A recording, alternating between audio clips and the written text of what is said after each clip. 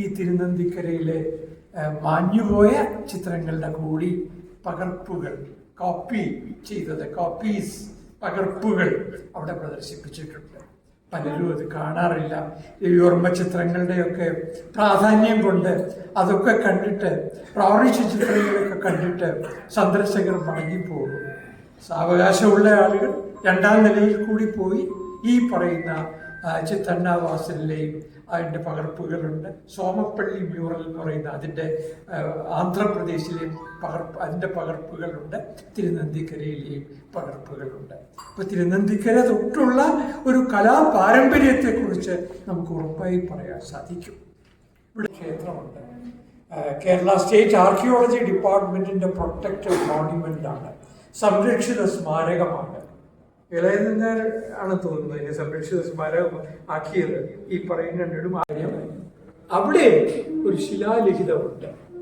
ആ ശിലാലിഖിതത്തിനകത്ത് പറയുന്നുണ്ട്, ഓവിയൻ എന്ന് പറയുന്ന കലാകാരന് പ്രതിമാസം ഇത്ര ഇടങ്ങളിൽ നെല്ല് കൊടുക്കും. ഗോദരവി എന്ന് പറയുന്ന രാജാവാണ് ഈ കാര്യം രേഖപ്പെടുത്തിയിരിക്കുന്നത്. മഹോദയപുരം ആസ്ഥാനമാക്കി കേരളം ഭരിച്ചിരുന്ന ഗോദരവി എന്ന ചക്രവർത്തി അല്ലെങ്കിൽ രാജാവ് നാമധേയം പരാമർശിക്കുന്ന നെടുമ്പുറം തളി ലിഖിതത്തിൽ പറയുകയാണ്, ചിത്രകാരന് അന്ന് കറൻസി എന്ന് പറയുന്നത് അങ്ങോട്ട് വ്യാപിച്ചിട്ടില്ല. പണം ഉണ്ട്, കഴഞ്ച് എന്ന് പറയുന്ന സ്വർണ്ണ നാണയ തൂക്കങ്ങളുണ്ട്, കാണം എന്ന് പറയുന്ന സ്വർണ്ണ നാണയ തൂക്കമുണ്ട്. ഈ കാണവും കഴഞ്ചും ഒക്കെ ഉണ്ടെങ്കിലും സാമാന്യഗതിയിൽ ഇടപാടുകൾ നടന്നിരുന്നത് നെല്ല് ക്രയവിക്രയം ചെയ്തിട്ടാണ്. അപ്പോൾ അവിടെ പറയുന്നുണ്ട്, അവിടെ നർത്തകിമാരുണ്ട്, പിന്നെ വാദ്യക്കാരുണ്ട്, പിന്നെ ചിത്രകാരനുണ്ട്. ഇവരൊക്കെ ക്ഷേത്രത്തിന്റെ അവിഭാജ്യ ഘടകങ്ങളായിരുന്നു 9-ാം നൂറ്റാണ്ടിൽ. സ്ട്രക്ചറൽ ടെമ്പിൾസ് എന്ന് പറയുന്ന സുഘടിതങ്ങളായ ക്ഷേത്രങ്ങൾ രൂപം കൊള്ളുന്നത് 9-ാം നൂറ്റാണ്ടിലാണ്.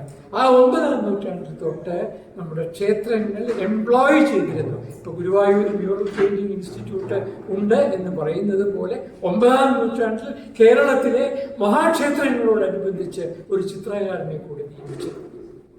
എത്ര പ്രാധാന്യമാണ് കലാകാരന് അന്നത്തെ കേരളീയർ, നമ്മുടെ പൂർവീകർ നൽകിയിരുന്നത് എന്ന് ഓർക്കണം. വിദ്യാർത്ഥികളും പ്രശസ്തരായ കലാകാരന്മാരും ആയിട്ടുള്ള 1-ാം ബാച്ചിലെയും അപൂർവം ചില 2-ാം ബാച്ചിലെയും ഉണ്ടെന്ന് തോന്നുന്നു. എന്തായാലും പ്രധാനമായിട്ട് 1-ാം ബാച്ചിലെ വിദ്യാർത്ഥികൾ അവിടെ ചിത്രങ്ങൾ വരയ്ക്കാനായിട്ട് പോകുന്ന ഘട്ടത്തിലാണ് ഞാൻ ഈ മതിലകം രേഖകളെ പറ്റി അറിയാൻ സാധിച്ചത്. അങ്ങനെ മതിലകൻ രേഖകളെ കുറിച്ച് പഠിക്കാൻ ശ്രമിച്ചു നോക്കിയപ്പോൾ എന്നെ അത്ഭുതപ്പെടുത്തിയത് ഈ മതിലകൻ രേഖകളിൽ അനേകം കലാകാരന്മാരെ പറ്റി പറഞ്ഞിരിക്കുകയാണ്. ചിത്രങ്ങൾ വരയ്ക്കുന്നതിനെ പറ്റി ചാലയിൽ കാളഹസ്തി എന്ന് പറയുന്ന ഒരു കലാകാരൻ, അത് ചാല കമ്പോളത്തിലാണ് താമസിച്ചിരുന്നത്. കാളഹസ്തി എന്ന് പറഞ്ഞപ്പോൾ അദ്ദേഹം ഒരു അന്നത്തെ അറിയപ്പെടുന്ന ഒരു ചിത്രകാരനായിരുന്നു. അതുപോലെ വേദോപാധ്യായരുടെ മകനായിട്ടുള്ള നാരായണഭട്ടനെ പറ്റി പറയുന്നുണ്ട്. നാരായണഭട്ടന്റെ മകനായിട്ടുള്ള നാരായണൻ രാമനെ പറ്റി പറയുന്നുണ്ട്. ഇവർക്കൊക്കെ ഏതാണ്ട് പ്രതിമാസം ശമ്പളം എന്നതുപോലെ തന്നെ പണം കൊടുത്തിരുന്നു. വെറുതെയല്ല നമുക്ക് ഇങ്ങനെ ഒരു മഹത്തായ ചിത്രകലാ പാരമ്പര്യം ഇവിടെ ഉണ്ടായത്. നമ്മൾ ഇതിൻ്റെ ചരിത്രം പഠിക്കുക എന്ന് പറഞ്ഞാൽ, ഇതിൻ്റെ ചരിത്രം രേഖപ്പെടുത്തുക എന്ന് പറഞ്ഞാൽ കേരളത്തിൻ്റെ കൾച്ചറൽ ഹിസ്റ്ററിയിൽ എഴുതുക എന്നാണ് അതിൻ്റെ അർത്ഥം. കാരണം ഇതിനകത്ത് ഈ ആലേഖനങ്ങളിലൊക്കെ ഒളിപ്പിച്ചു വെച്ചിരിക്കുന്ന ഒരുപാട് ചരിത്ര സത്യങ്ങളുണ്ട്. ഞാൻ കെ മാരാരുടെ ഒപ്പമാണ് ആദ്യമായിട്ട് തൊടിയിക്കളം ക്ഷേത്രത്തിൽ പോകുന്നത്. ഞാനിന്ന് ബ്രണ്ണൻ കോളേജിലെ അധ്യാപകനായിരുന്നു.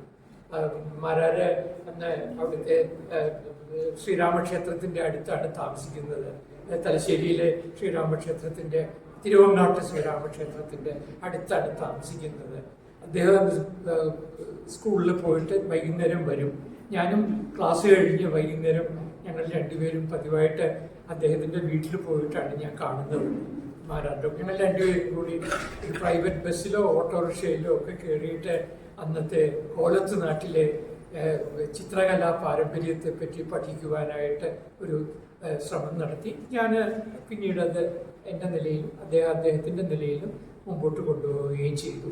പക്ഷെ നമ്മുടെ നാട്ടിലെ ചില ആളുകളെങ്കിലും വളരെ എളുപ്പത്തിൽ കാര്യങ്ങൾ സാധിക്കാൻ വളരെ ബിരുദുള്ള ചില ആളുകളുണ്ട്. ഞാൻ പേരുകളൊന്നും ഈ സദസ്സിൽ വെച്ച് പറയുന്നില്ല. അങ്ങനെയുള്ള ഒരാളുടെ ഒരു ഡോക്ടറൽ പ്രബന്ധം കണ്ടപ്പോൾ ഞാൻ ഞെട്ടിപ്പോയി. ആ ഡോക്ടറൽ പ്രബന്ധത്തിനകത്ത് പശു കരയുന്നു എന്ന് പറയുന്ന ഒരു ചിത്രത്തെ പറ്റി പറയുന്നുണ്ട്. എന്ന് മാത്രമല്ല 5 പേജ് പശു കരയുന്നതിനെ പറ്റി പറയുന്നുണ്ട്. സംഭവം എന്താണെന്നറിയോ? ഈ മഹിഷാസുര വധമാണ്. ഈ മഹിഷാസുര വധമാണെന്നുള്ളത് ആ കലാനിരൂപകനും ആ കലാചരിത്രകാരനും മനസ്സിലായില്ല. മനസ്സിലാവാത്തതൊരു തെറ്റൊന്നുമല്ല. പക്ഷെ പശു കരയുന്നു എന്നതിനെ പറ്റി ഒരു സൗന്ദര്യശാസ്ത്ര സിദ്ധാന്തം അദ്ദേഹം ഉണ്ടാക്കി. പശു കരയുന്നു ഒരു പുസ്തകത്തിലെ ഒരു ഗ്രന്ഥകാരൻ ആദ്യം അതും അദ്ദേഹം സ്വന്തമായിട്ട് കണ്ടെത്തിയതൊന്നുമല്ല. അദ്ദേഹം വേറൊരു പുസ്തകത്തിൽ നിന്ന് കടം വാങ്ങിയതാണ്. ആ കടം വാങ്ങിയ കാര്യമൊക്കെ അദ്ദേഹം പറയുന്നുണ്ട്. പശു കരയുന്നു. സംഭവം ഞാൻ നേരത്തെ പറഞ്ഞ പോലെ മഹിഷാസുരനെ വധിച്ചതാണ്. ആരാണ് മഹിഷാസുരനെ വധിക്കുന്നത്? ദുർഗയാണ്. ദുർഗ വധിച്ചു. അപ്പോൾ തലയേറ്റു, ചോര ഇങ്ങനെ ഒലിക്കുന്നുണ്ട്. ഇതാണ് ചിത്രം. പക്ഷേ എനിക്കിത് ചൂണ്ടിക്കാണിക്കാതിരിക്കാൻ കഴിഞ്ഞില്ല. അതുകൊണ്ട് എനിക്ക് ആ സർവകലാശാലയിൽ നിന്ന് പിന്നീട് ആ സർവകലാശാലയിലെ ഒരു ഡോക്ടറൽ പ്രബന്ധവും പിന്നീട് എനിക്ക് എൻ്റെ പേരിൽ അയക്കില്ലായിരുന്നു. ഇപ്പോഴത് തുടരട്ടെ. അപ്പൊ ഇതാണ് നമ്മുടെ നാട്ടിൽ ഈ തെറ്റുകൾ പറയുക എന്ന് പറയുന്നത്. അത് പുറമുണ്ടേക്കാട് എന്ന് പറയുന്ന ഒരു ക്ഷേത്രത്തില് ഈ ശശി കോതച്ചിറയാണ് എൻ്റെ ശ്രദ്ധയിൽ ഇത് കൊണ്ടുവന്നത്. പുറമുണ്ടേക്കാട്ടിലെ ഒരു ചിത്രം എന്നെ അത്ഭുതപ്പെടുത്തി. 18ാം നൂറ്റാണ്ടിലെ കേരളത്തിന്റെ ചരിത്രം ഒരു ചെറിയ ചിത്രത്തിനകത്ത് കാണാൻ സാധിച്ചു. ഞാൻ ആ ചെറിയ ക്ഷേത്രമാണ്. ശുഗപുരം ഗ്രാമത്തില് അനവധി മഹാക്ഷേത്രങ്ങളുണ്ട്. ആ മഹാക്ഷേത്രങ്ങളിൽ ഒന്നും ഉൾപ്പെടുത്താത്ത പ്രധാനപ്പെട്ട ശുഗപുരം ക്ഷേത്രത്തിൽ നിന്ന് 2 കിലോമീറ്റർ മാറിയിട്ടുള്ള പുറമുണ്ടേക്കാട് എന്ന് പറയുന്ന ക്ഷേത്രത്തില് ഒരു ഗണപതിക്ക് ഒരു പഴക്കുല സമർപ്പിക്കുന്നു. പക്ഷെ പഴക്കുല സമർപ്പിക്കുന്നതിൽ അറബിയുണ്ട്. ഒരു മുസ്ലിമായ അല്ലെങ്കിൽ ഒരു അറബിയായിട്ടുള്ള, ചെറിയ അറബിയൊന്നുമല്ല, ഒരു പ്രമാണിയാണ്. ഈ പ്രമാണിയായ അറബി എന്തുകൊണ്ടായിരിക്കും ഈ ഗണപതിക്ക് അവിടെ ഒരു വാഴക്കുല സമർപ്പിക്കുന്നത്? അയാൾ കാശ് വാങ്ങിക്കാനായിട്ട് കൈനീട്ടുന്നത് ആ ചിത്രത്തിൽ കാണിച്ചിട്ടില്ല. അങ്ങനെയാണെങ്കിൽ നമ്മൾ അയാളെ ഒരു വെറും കച്ചവടക്കാരനായിട്ട് കണ്ടാൽ മതി. അത് പറ്റുകയില്ല. കച്ചവടക്കാരനല്ല, സമർപ്പിക്കുക തന്നെയാണ്. ഞാൻ പിന്നീട് ആ വഴി വെച്ച് കുറേ അന്വേഷണം നടത്തിയപ്പോഴേക്കും ഒരുപാട് ചരിത്ര വിവരണങ്ങൾ എനിക്ക് അവിടുത്തെ നിന്ന് ശേഖരിക്കാൻ സാധിച്ചു. സാമൂതിരി എന്ന് പറയുന്ന കോഴിക്കോട് ആസ്ഥാനമാക്കി തെക്കേ മലബാർ ഭരിച്ചിരുന്ന ആ രാജവംശം എന്നും ഉദാരമായ നിലപാടായിരുന്നു മുസ്ലിങ്ങളോടും അറബികളോടും കാണിച്ചിരുന്നത്. എന്ന് മാത്രമല്ല, സാമൂതിരി അക്കാലത്ത് ഒരു വിളംബരം പുറപ്പെടുവിക്കുകയാണ്, ഒരു ഉത്തരവിടുകയാണ്.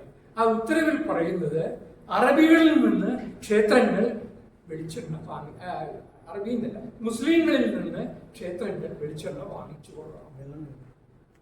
മുസ്ലിം ആണെന്ന് കാരണം പറഞ്ഞുകൊണ്ട് വെളിച്ചെണ്ണ ഒരു കച്ചവടക്കാരൻ ഒരു കച്ചവടക്കാരൻ വെളിച്ചെണ്ണ നൽകിയാൽ അയാളുടെ മതം ഏതാണെന്ന് അന്വേഷിക്കാൻ പാടില്ല.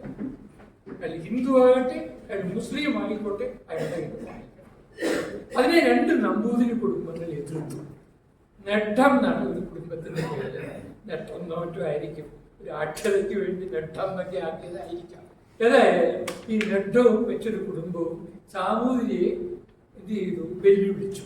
സാമൂതിരി എന്ത് ചെയ്തു? ഈ 2 പേരെയും ശുഗപുരം ഗ്രാമത്തിൽ നിന്ന് പുറത്താക്കി. ആരെ സംരക്ഷിക്കാൻ വേണ്ടി? മുസ്ലിം കച്ചവടക്കാരുടെ താല്പര്യങ്ങൾ സംരക്ഷിക്കാൻ വേണ്ടി. ഇത് ഇന്ന് പറഞ്ഞു കഴിഞ്ഞാൽ ആരും വിശ്വസിക്കുകയില്ല. 18ാം നൂറ്റാണ്ടിൽ ഇങ്ങനെ ഒരു സംഭവം ഉണ്ടായി എന്ന്. പക്ഷെ നമുക്ക് ഈ ചിത്രം നിസ്സംശയം തെളിയിക്കും. എനിക്ക് ഈ അടുത്ത കാലത്ത് ആണ് നളിൻബാബുവിന്റെ ഒപ്പം കുന്നംകുളത്തെ ഒരു ക്ഷേത്രത്തിലേക്ക് പണ്ടേ പോകണം എന്നാണ് വിചാരിച്ചാണ്. പുലാക്കാട്ട് രാമൻ നായരാണ് ഇത് വരച്ചത്.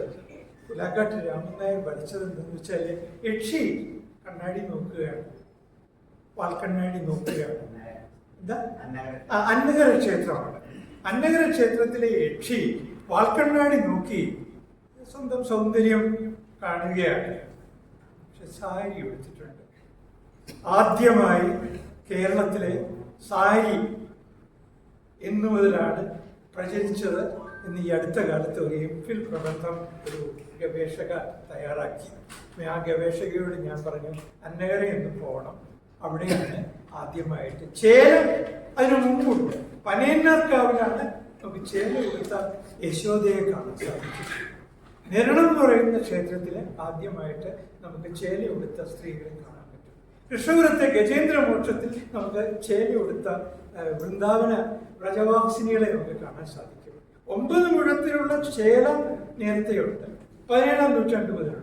പക്ഷെ 18-ാം നൂറ്റാണ്ടിൽ തൊട്ട് 19-ാം നൂറ്റാണ്ട് മുതൽ സാരി ഇവിടെ പ്രചാരത്തിൽ വന്നു എന്ന് നമുക്ക് ആധികാരികമായി പറയാൻ സാധിക്കുന്നത് അന്നഹര ക്ഷേത്രത്തിലെ ഈ ചുവർച്ചിത്രങ്ങളെ ഉദാഹരിച്ചുകൊണ്ടാണ്.